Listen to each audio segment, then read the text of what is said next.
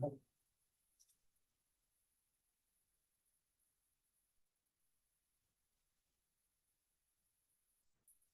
to order the meeting on Monday, April 7th, 2025 at 6 p.m. Please rise for the pledge. I pledge allegiance to the flag of the United States of America and to the republic for which it stands, one nation, under God, indivisible, with liberty and justice for all. I'd like to start this meeting a little different. I'd like to spend 1 minute, please, just for the tragic accident at 47 and Ambassador, for all those involved, obviously for Brady and for the family and the bus driver and all of our first responders. So I just ask for 1 minute of silence, please.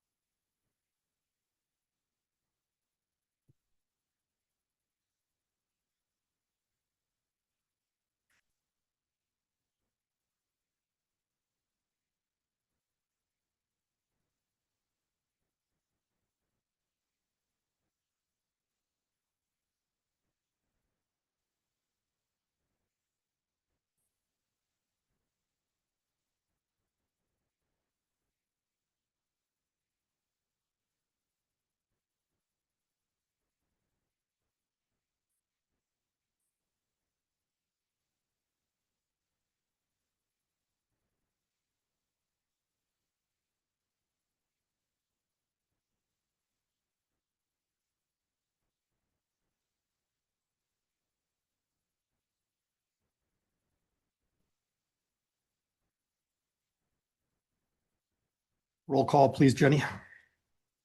Mayor Vogel, Here. Councilmembers Mulebauer, Here. Faunes, here, Udvig, Here. Robinson, Here. Approval of agenda. Do I have a approval of agenda? Do I have a motion? I have one question, if I may. Pardon? I have one question. Oh, I'm sorry, that's not, never mind. Sorry. I'll make that motion. Motion Mr. by Mayor. Udvig, second. I'll second. Second by Mulebauer. All those in favor signify by saying aye. Aye. Pose same sign. Agenda passes on to the consent agenda. I'm just going to start right off the top on that one. I would like to, I'm going to table it, but I would like to continue D, the authorization to post the position of fire prevention captain. And some of that, Dave, I apologize that I didn't have time to get out to you about it, but I just feel like I've got a lot of questions, and I know two council people reach out with a lot of questions. Sure. And I feel like I left it gray at the last work session, so I know you're under time crunches, whatever, but I'd like to move that on to a work session that we could discuss it further. Whatever you guys need, we're more than happy to oblige. Okay, and so discuss it with Kate a little bit. Some of it is, I don't, it's my own lack of knowledge. I want to know more the structure, you know. Sure. And I want to see an organizational chart with names and Yeah. kind of what roles each person's taking on to really make an informed decision on this. Absolutely. So I don't know if that, No, I don't like think- I said, whatever you guys need, we're happy to provide it. does anybody else have anything they would like to see from Dave more so we can put that together for? No, I think you covered it. Okay.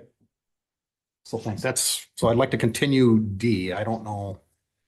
So it would be motion on the balance and then a separate motion to continue item D. Okay. To a workshop.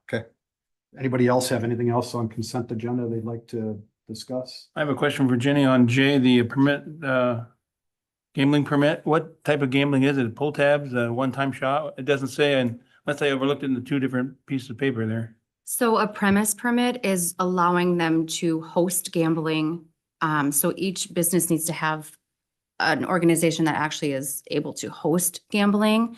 So it's a premise permit just for them to be able to pull in pull tabs or a raffle or bingo, or they would be basically the ones supervising any type of event that happens, not the actual bar owners or restaurant owners. Is the organization that then brings that gambling item in, do they have to file permits for that as well, or? Okay. Yes, so then they'll file separate permits for bingo or raffles or. Okay. That's what I was just curious what it was, so thank you. That's all, Mayor. Anybody else? So I'd like a motion, somebody make a motion to go forward on all except D. I'll make a motion. Motion by Councilman Robinson. Do I have a second? I'll second. Second by Councilman Mulebauer. All those in favor, signify by saying aye. Aye. Pose same sign. Then on to D. Like I say, I'm open to discussing it, but I just assume continue that discussion, so I don't know if everybody's on board with that. Fine with me. Sure, I'm good. And what do you, continue it to A workshop. work session? That would be Okay. set up. So do I have a motion to move D to a work session, the next work session? I'll make that motion, Mr. Mayor. Motion by Councilman Mulebauer. Do I have a second? I'll second. Second by Faunus. All those in favor, signify by saying aye. Aye. Opposed, same sign. Okay, on to meeting open to the public. So anybody who'd like to speak, please come forward, state your name and address, and feel free. Welcome. This is the first time I've been here. My name's Kelsey Marine. I live at 23337 Arrowhead Street Northwest. I've lived here about 5 years, but visited frequently before that because my boyfriend's lived here about 15 years and we've been together for 10.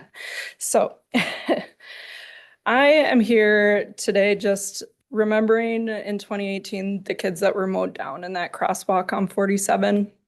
And then this new tragedy that occurred. I'm wondering what are the interim fixes that are going to be done to fix that road to slow traffic before the 2028, if that will happen, before that will happen. What are you doing to slow the traffic on that road? So typically we don't answer question, but I typically allow them. So I'm gonna pass the baton to Kate here on this. So Mayor and Council, so we are working with both MnDOT and Anoka County in regards to the highway. As of right now, we don't have a solution, but we are looking into several different options. Okay. Since the incident on the 28th, 10,000 plus cars have traveled that stretch of road daily. So we're looking at over 100,000 cars have gone through that road since the incident. Statistically, something else will happen before 2028. We would like a resolution.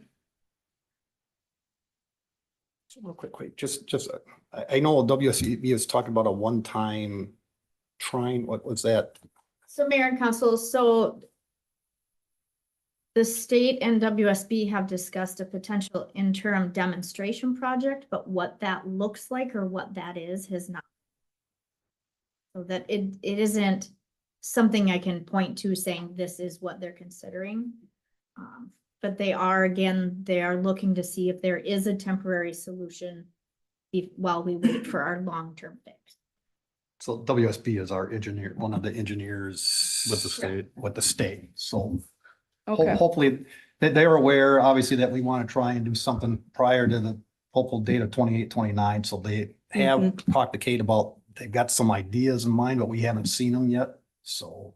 Right. I'm also wondering, in regards to the 2028 project, there is quite a bit of a shortfall in the funds we have for that right now. What are the plans if we don't get the funds in place before the 2028 deadline? Again, Kate. Yep, so Mayor and Council, so that is difficult. We received our $7 million grant that we were awarded from the state. There is a $10 million shortfall right now. They are looking at financing options. But as of right now, that is a gap that we are still working on, So if the gap isn't covered, are you saying it would be pushed back yet again? that is up to MnDOT. Okay. That is all that I have. Thank you. Kelsey. Anybody else?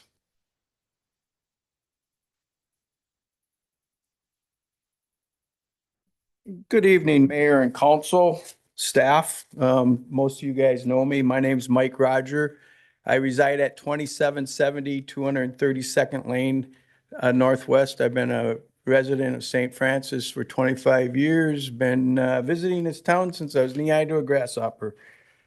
Couple things I want to speak to you about tonight. The other day, I was watching your, work session. Love it now that it's all online. One thing, we used to have a canine in town. That canine left with the officer. I'm all for a canine. I think every police officer in this country should have a canine. After watching your work session, I was a little disappointed in a couple things. So I thought it was my duty to come before you guys and take this opportunity to discuss a problem we have in this town.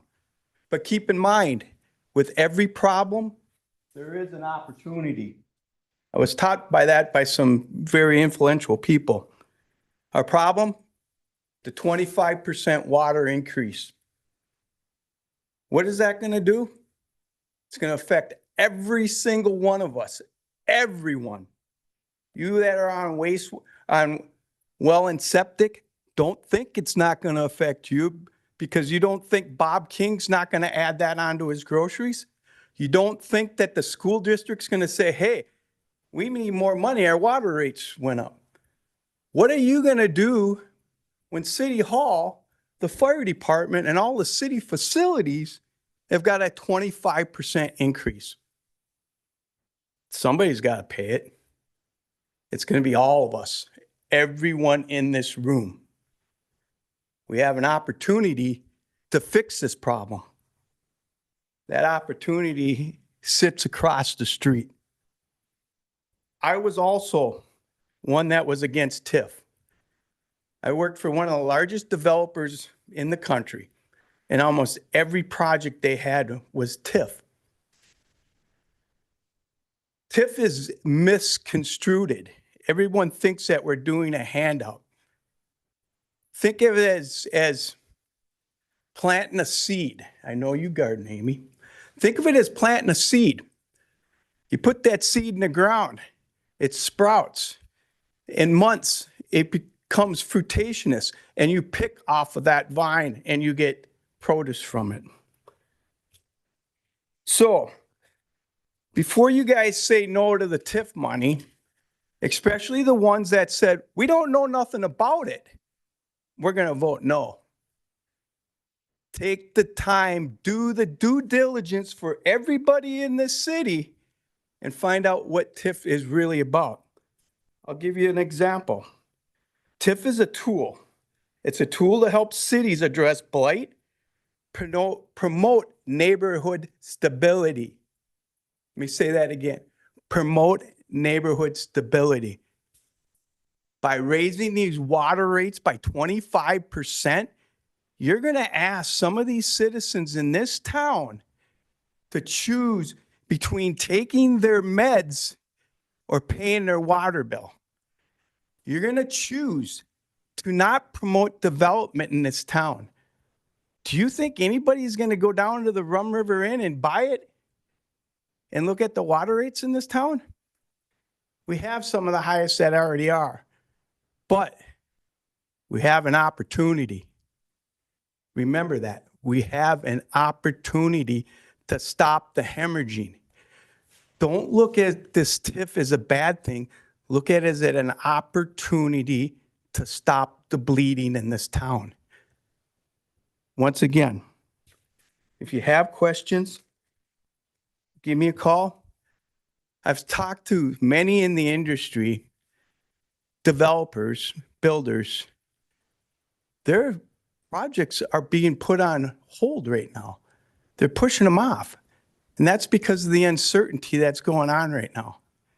We have a purchase agreement that's based off of TIF, which can help stop the bleeding and give everybody that opportunity to succeed in this town.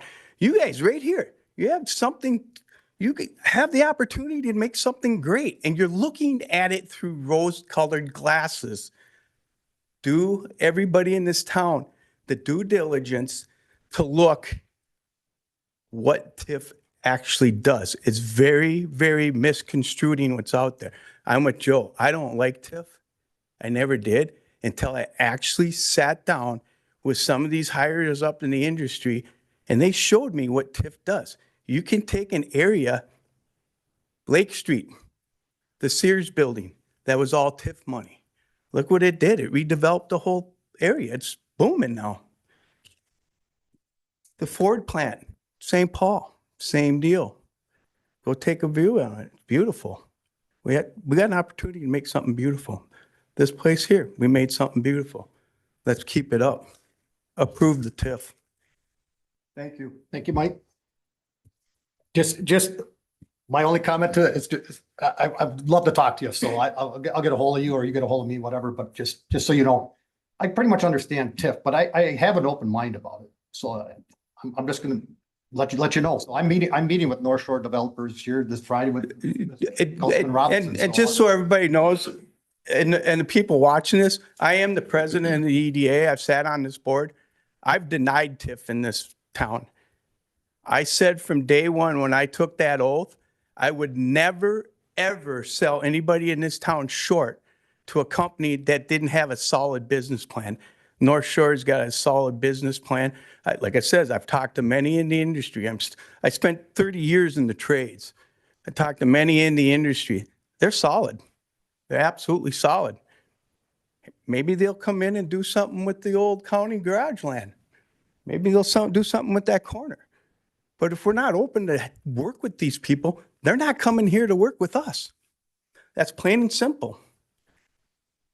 Appreciate your input. Thank you. The Saints Stadium, that was done with TIF money also.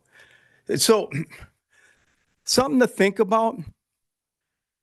Most projects get refinanced within 7 to 10 years. So like I said, that plant comes to fruition, then we start picking the fruit from it. Thank you. Thank you. Anybody else? Seeing no further questions, meeting to open to the public is closed. On to special, on down to new business. The gate replacement. Paul? Mayor and Council, before this evening is the Police and Public Works West Gate replacement discussion. In the last 3 weeks, we spent about $2,000 on it. So I had Jeremy go back and pull receipts for me in the last 3, just to kind of see where we're at on it. We don't want to continue band-aiding this thing. It's been a problem. Many times it's locked open in the middle of the evening. It won't open. He came up about, in the last 3 years, about $10,000 in bills on it. I don't want to continue throwing money at this particular gate. So we invited the gate company out. We talked to them. Apparently, when it was installed, several of these were one-off. The components are not universal in the industry. There are 3 left in the state that our gate company works with, and we have 2 of them. The board, each time it goes out, is $3,600. It's a special order board in it. And the biggest problem is we're lucky we have a second gate, because if the officers need to get in and out of it, it's creating a terrible problem. So I also talked to the company. I said, hey, what if we rearranged the front? What if we remodeled it?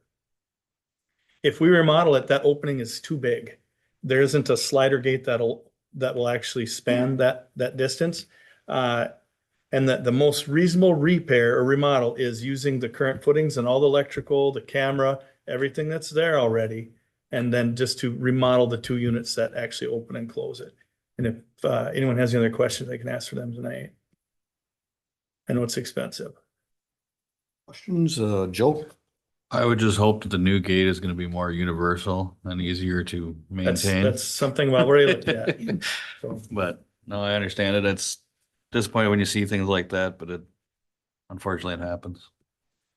well, Mayor and Council, we sat down and we thought, well, let's just try and figure out, just get an approximate number, how many times that has opened and closed since the building opened? About 250,000 times. And so the next one we're looking at to be a little bit more maintenance free. So we've already looked at the design of the new one, and I agree with the new design a lot better than the one we have now. Amy? And is there a warranty on the, where's there a warranty on this one? Is there a warranty on the new one? There will be a warranty on it. It's maintenance free for the first year, and I have to see how the breakdown, I can get back to you on the rest of it. Yeah, for the first year, it's under full warranty. So. I don't have any other questions. Is there any government contracts out for bid, people who provide gates and whatnot? And have you seen what they're offering on paper? Have you seen something in a video of what they're talking about, or gone to see an actual sample of something in place? No, I haven't gone out and looked at other gate, simply because in this, we thought about doing that until we found out to pull these footings out and not to replace it to go with the brand new system was even more expensive. Sure. I didn't have it. I don't have it in front of me. I think it was about $62,000 to do a brand new gate there. So I didn't go out and look because I figured it was more reasonable just to remodel the ones that we have. And I see bids here, but any references to the people that you've got bids from as far as the work they did, et cetera? Yes, so we're very familiar with Barnum. We've used Barnum several times, both for our gates, and we've got references from Anoka County as well. So I trust their judgment on this situation. They're the ones who actually do the majority of the work anyway, both install and repair. So The majority work for who, or? they actually install these and repair them as well. So they do Okay. both. All right, that's all I have. Thank you. Mhm. One question I had is both bids had a heater cabinet there that they were recommending. Is that, we already have it, or what's the? So I, Mayor Council, I asked about that. The heater cabinet, it's not required. Some companies put it as an extra layer. I know that our current gate has heaters in them, and we actually had more troubles with the heaters than we did with they actually overheated the electronics a couple of different times. That was one repair. So this time around, we're opting out of that. So there'll be no heaters in these new cabinets, so. And this, and just so the public knows or whatever else, this falls under your department of the capital improvement, correct? Yep, and I've been working with Darcy on this. We're gonna be taking it to the building fund. Okay. So, to replace it.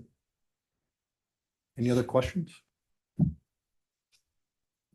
So do I have a motion to approve the gate replacement? I'll make that motion, Mayor. So move, a motion by Robinson. Do I have a second? I'll second it. Second by Faunas. All those in favor signify by saying aye. Opposed, same sign. Motion passes. On to the Department of Transportation, limited use permits. Craig.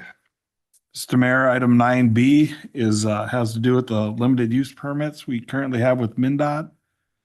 The city currently operates and maintains non-motorized trails within the Trunk Highway 47 right-of-way between 227th Avenue and Ambassador Boulevard, and a snowmobile trail between the north and south corporate limits. The city currently has two separate limited use permits to operate and maintain those trails. The existing permits will terminate and need to be renewed. Attached for your review are the two termination notices from MnDOT, the two existing limited use permits, and a draft of the two new limited use permits. With that, I'd be happy to answer any questions. Amy, any questions? I don't have any questions. Sarah? I don't have any questions on these. Kevin? No questions, Mayor. Joe? Nothing. Thank Only you. quick question I have for you, Craig, is just, other than staff time or whatever else, is there any fee on these permits, or is it? No fees, nope. Thank you. So do I have a motion to approve the limited use permits? I'll make that motion, Mr. Mayor. So, And I'm Mr. sorry, Mayor, go ahead. I'm sorry. Clarify, it's resolution 2025-18. thank you. So do I have a motion to approve resolution 2025-18? I'll make that motion, Mr. Mayor. Motion by Muehlbauer. Do I have a second? I'll second it. Second by Faunas. All those in favor signify by saying aye. Opposed, same sign. Resolution passes. On to a work session request. Kate. Mayor and Council, before you tonight is a request for two different dates. Monday, April 28th, which we will discuss the stormwater process, kick off our annual budget, and then we will add the fire position to it. And then on June 9th, we do have an attorney from LMC that is willing to talk to us about the charter questions. So just looking to set those two dates. So I'm currently on call on the 28th, but that could change and I could probably switch. So I think I could make that work. Anybody else have conflicts or? Nope. They're both Mondays, right? Correct. I'm good. What was the second date, Kate? June? June 9th. And what was the topic?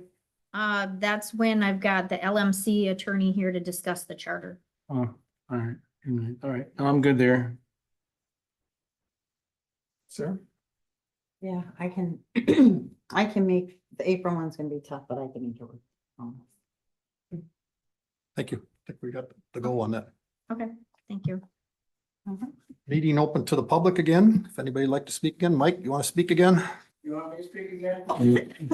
Please up to you. I can speak all night. I'll talk to you. So, thank you. somebody will listen. Wow, Thank you. On the council member reports, Sarah. I attended the work session on March 24th. I know our meetings sometimes appear to be quick. Our work sessions are long. Our last one was about 3 hours. We discussed things at length at those, and that kind of helps us keep these a little more condensed, but we get a lot done in our work session. So just know that we're not wasting time. We're actually putting our work. Okay, thanks, Sarah. Okay. Kevin? I also attended the work session. I also want to remind people that spring recycling is April 26th. That's the time to get rid of the stuff that's behind the garage, between the garage and in the garage. It's a good, leaves and whatnot, everything. They have plenty of volunteers and they do a good job as far as the circuit out there. So April 26th, mark it down, rain or shine. That's all. Joe? Was at the work session as well. I'm gonna use my time, I think, just to kind of point out a few things of the people that care enough to listen. I'd like to thank the people that came here today to speak. Appreciate it, Mike and Kelsey. One of the things I think too that people need to understand that goes into a lot of this stuff, that it's not just that cut and dry. Happened upon the lovely Facebook after the accident that happened. Seen a lot of comments. Very disappointed to read what I read, but just to spare the details, I guess, to me, there's a lot that goes on with a lot of these things. So the decisions that we have to make factor into things that affect many different people in many different ways. Some of the comments on there were disparaging for that building that is being proposed behind Subway. They're going to add more traffic, this and that. We're going to have more accidents, so on and so forth, things of that nature. And it's, as you can see, Mike brought up the water rates in regards to if that building gets built, that helps that the increase will not be nearly as much. So there's a lot of things that we have to consider as council people. How are things going to affect everybody in many different ways? And none of it's easy. I just want to throw that out there because there's some of the disparaging remarks were really unsettling, and one from a gentleman I went to school with back in the day too. And I was kind of disappointed to see what he had to say, saying that we don't care about things unless it happens with somebody close to us. And it's not true. The tragedies do happen. Accidents happen, unfortunately, far too much on the roads. It's one thing I can say is too, like Kelsey stepped up tonight to ask, what are we going to do in the interim? Well, if I think back to what happened with those girls previously, state politicians, whatever, came out hot and heavy. We got a temporary stoplight, which is there. The stoplight is there now. And yet there was still another accident on the road. There's been other accidents even with the stoplights there. A lot of that comes down to you controlling what you can do when you're behind the wheel. Thinking about driving while driving. Nobody's perfect. Accidents do happen.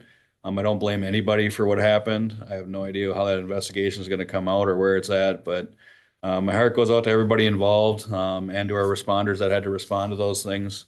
I can't imagine that's easy, but I just want to put that out there for people to think about.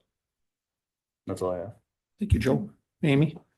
I also attended the work session on 24th, and like everyone said, it was very long. Should have packed a snack because it was very long. And I think that's the only meeting that I attended between the last meeting and now. Unless the meeting we had with the school district about maybe, talking again about Bridge Street connecting to 47. That was a good meeting. I think that it was the first meeting, so I think that was good. That would probably address some of the traffic, or it would make it worse. I don't really know. But the traffic definitely is a concern of mine here. And again, the accident that occurred on the 28th. Thank you for first responders. Thank you for being there. Obviously, it was the worst possible outcome. Please just make sure you take care of your people. PTSD for first responders is a real thing. I travel through that intersection several times a day, bringing my kids to and from school. But there was a good long time that my husband asked me not to go through that intersection when the kids were little. PTSD for first responders, especially where in towns in which they live, intersections, they avoid them. It's very difficult. So please take care of your people that were there. So, and thank them for me. Thank That's you. all I have. Thank you, Amy. For my report, this Amy mentioned, we sat down with the school district. I thought it was a very good, just general initial discussion. Just so you know, we have our engineers just, obviously that we've got a lot of old information. A lot of people have looked at this in the past, but they're taking a fresh look at it again, just to give us some wild starting points. So we have something tangible to discuss, but both parties seem eager to go ahead with this project, so we'll see where it goes. Work session, as everybody said, and again, it was long, but I find them very fruitful. I appreciate all of you and staff for just the good conversations we have. They're not heated, they're not, and I like the tone, so I appreciate that. I sat down with our police chief, Todd, he gave me a tour of the police department over there, and we sat down and talked in general about the police, and I think we're in a good position right now. It's good to hear. I spent probably a couple hours with Kate here, so I really am honed up on the Highway 47 stuff, and it's a lot. I mean, just ballpark numbers, just so our public understands ballpark numbers to try and push everything through. It's potentially $28 million just from Ambassador, a little past Ambassador down to our public works. When you talk about the underground stuff and the above ground stuff, it's not cheap. But we have a concept plan. We're still kicking around some ideas on the concept plan, but the concept plan is pretty solid. And unfortunately, we are somewhat dependent upon this. It's a state highway. It's not ours. But I think everybody's working well together on it. It's just, it takes time and it's expensive. So I also sat down with Malcolm Beck, with our charter commission, and we had a good discussion about charter. And so I'm looking forward to the work session where League of Minnesota Cities comes in and discusses it more. I just think we need to discuss it more. And so we'll see what happens. And lastly, I got to thank Sergeant Stemme. I did a ride along Friday night. I greatly appreciated that. It was fun, very fun, and I hope to do some more in the future here. So that's all I've got. Anybody else? Anything? I just want to promote the Citizens Academy again. May 6th it starts. So there's time to sign up. Definitely an awesome experience when I did it. I've heard nothing but good things from the other people that I know that have attended it. And again, May 6th it starts and signups are available. So please get out there and sign up.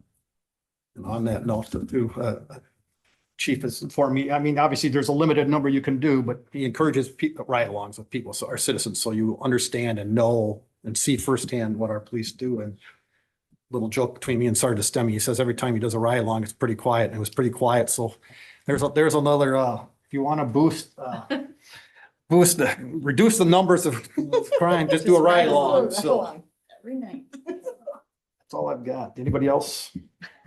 I have a motion to adjourn. I'll make that motion, Mr. Mayor. Motion by Councilman Mulbar, second it. Second by Faunas. Meeting's adjourned at 6:34 PM. Thank you, everyone.